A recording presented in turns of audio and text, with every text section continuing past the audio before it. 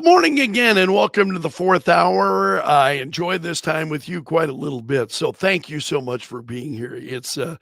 Let's start with the president. Is the president here will be seen as this is according to Newsweek is reporting on this, but it's a Gallup poll suggesting that Joe Biden will be viewed as the worst commander in chief since Richard Nixon.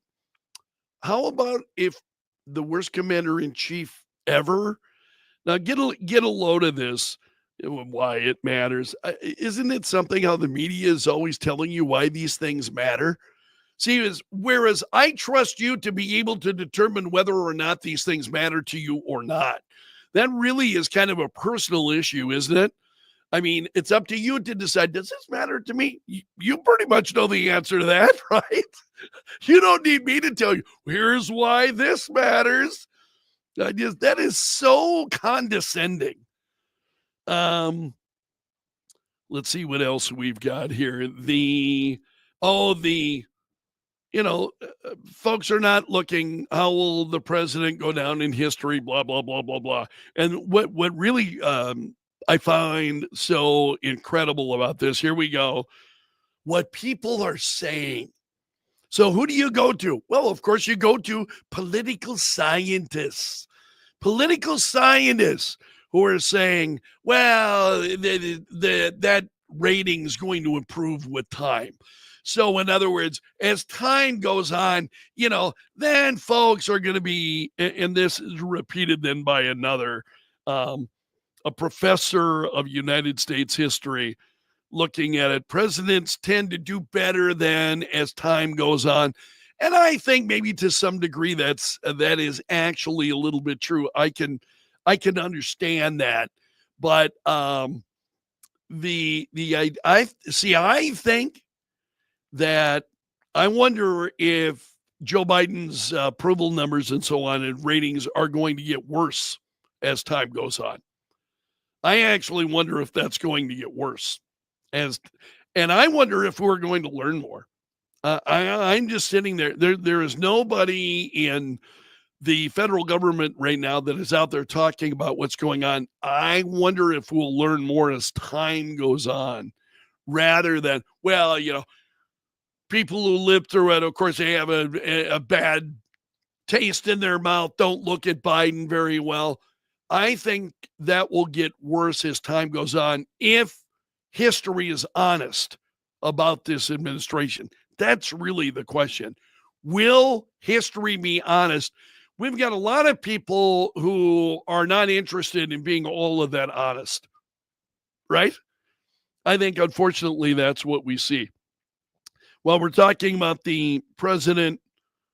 Now, Melissa, I appreciate what you're saying. I believe that history will be very unkind to Biden. And yes, I believe that we will learn a lot more about him and those in his administration. I certainly am hoping that we have folks that will be forthcoming. I see Sean is also here this morning. We were talking about Donald Trump earlier. Sean, I'm going to come back to your email. I will share that later in the fourth hour. We were talking about the president. This is a story this morning at Fox News. Multiple media reports. White House staffers have expressed serious doubts over Joe Biden's stamina. What? Like this is new? What? Now they're just... So he apparently had said, this is about concerns about his age, his legacy, all of that. So USA Today asked him, do you think you would have had the vigor to serve another 4 years in office? And the president was honest for a change. He said, I don't know. That's why I thought when I first announced talking to Barack about it, I said I thought I was the wrong person. I had no intention of running. He said after Bo died, this is his son, Bo, he had no intention of running. And he said, for real, not a joke. You notice how he always does that for real, not a joke. He said, and when Trump was running again for re-election, I really thought I had the best chance of beating him. So you've got the president saying he did not intend to run. It was not until Donald Trump came along and announced that he was running again that Biden thought he needed to get into the race. Otherwise, he would have left it to someone else. But he said, I also wasn't looking to be president when I was 85 years old, 85, 86 years old. And so I did talk about passing the baton. But of course, we know that he didn't, and what happened as a result of that, pretty incredible. I did want to touch on the fires that are ongoing because the New York Post, take a look at this. This is from the New York Post, calling it Los Angeles. Hurricane force winds of 100 miles per hour, fueling the Palisades fire in Los Angeles. 30,000 people now have been forced to evacuate as a result of this. And you look at some of this, the news. I mean, look at this. Being caught in your home by this fire, including Mark Hamill. See this? Mark Hamill talking about his last-minute evacuation from his home in Malibu, calling it horrific. I hate these ads. Oh, man, that's always coming up. So Mark Hamill forced to flee his home as well.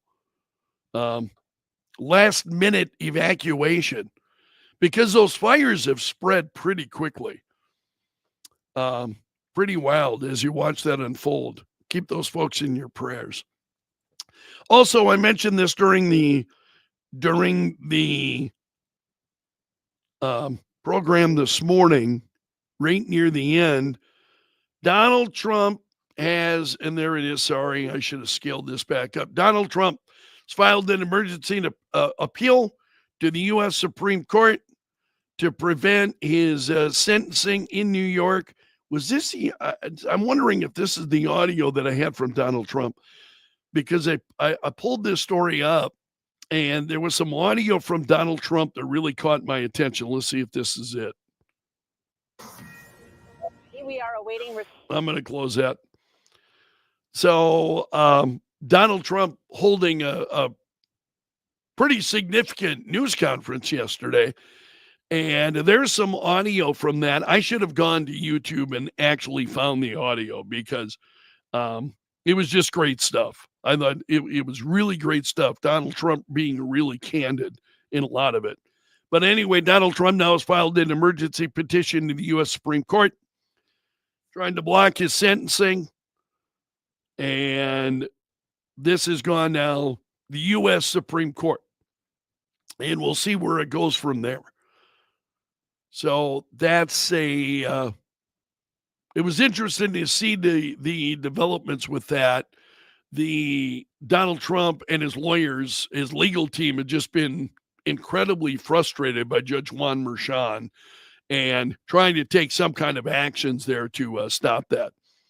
There was also a story regarding Billy. I'm a big Billy Joel fan. Don't know about you. I'm a big Billy Joel fan. I have seen him in concert before, and he was terrific. He was absolutely terrific. And I just love his music. And because really I grew up with a lot of Billy Joel's music. You know, when I was in high school, he had come out with Piano Man, and I just absolutely loved it. And then as time went on, I thought his music it really just became, really significant. I just have always enjoyed his take. So anyway, this is a Gen Zer, apparently, who has heard Billy Joel for the first time, freaking out over his song Piano Man. It's got sinister vibes. Okay. Now, I know this. So you've got one Gen Zer listening to Piano Man, which is, I mean, listen to the song. What it is it was a real life story. These were people that Billy Joel was a piano man in a bar, right? I thought everybody knew that. He was a piano man in a bar. That's how he got his start. And he was, singing songs and, as a piano man in a bar, you're interacting with the people there. And so he wrote that song, Piano Man, about the people in the bar. What are the sinister vibes in that song? You have got to. So this Gen Zer saying that she and 3 others were left in dead silence after hearing that song on the radio. What? What? What? And so then New York Post showing, Billy Joel getting into it, and Billy Joel saw that just makes me laugh that something sinister, bad, sinister vibes. And they were in dead silence following a Billy Joel. I'm like, are you kidding me? That's the country today. This is why I'm not inspired, I think, by a lot of the things, unfortunately, that we see happening. It's a little bit crazy. Hey, I got an email from Sean that I also wanted to share with you this morning because we were talking about Trump a few moments ago. And Sean said, and I think Sean's with us this morning, I love Trump stirring the foreign policy pot. To me, this is not just about Greenland and the Panama Canal. China is being put on notice that the United States is paying attention to China's moves in the world. Canada and Mexico are being put on notice that the U.S. is standing up for what's best for the U.S. and not rolling over for the global leftists anymore. Sean, I thought that was great points that you were making. And I was remarking on the air that I wonder, how serious is Donald Trump? I want to go out and I want to watch that news conference because I have a better, it's much easier, I think, to tell when you watch Donald Trump and you listen to him and you as to how he is reacting to things versus just reading his words on the written page. I have a much easier time keying into him when I'm watching him and being able to relate to him. I think generally that's true. You want to listen to people and you can tell then when they're being facetious or if they're being serious or so on. But Sean, I really, really appreciated that email. I love hearing from you. You can send me an email anytime. My email address is greg.belfrage@kelo.com. greg.belfrage@kelo.com.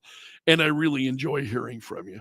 I'm going to leave it there for today. I want to thank you for being here. Before you leave, if you would do me a favor and hit that like button, that would very much be appreciated. And we will have another go round coming up tomorrow. I had heard from Senator Mike Roundstaff. Normally we visit with Senator Rounds, and that was scheduled for tomorrow. But because of the funeral of Jimmy Carter, they asked if they could push that back another week. So the funeral of Jimmy Carter will be coming up tomorrow. That'll be a big story. A lot of tributes, as I was saying on the air this morning, that have been coming in for Jimmy Carter. So let's leave it there for today. Again, thanks so much for being here. Hope to see you again tomorrow. So long until then, my friend. Take care. Have a great day.